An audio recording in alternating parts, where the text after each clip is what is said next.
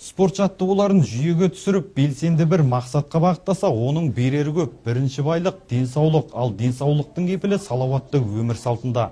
Алматы қаласы Алатау аудандық білім бөлімінің ұйымдастыруымен ұстаздар арасында волейболдан, тоғызқұмалақтан, тымақ ұрудан сайыс орын алды. Негізгі мақсат бұқаралық спорттың дамуына атсалысу, жастарға өнеге көрсету.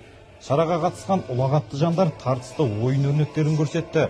Үздік шыққандар жеңіс тұғырынан табылып, бағалы сыйлықтармен марапатталды. Бұл шараның басты мақсаты біздің болашағымыздың, болашақ жастарымыздың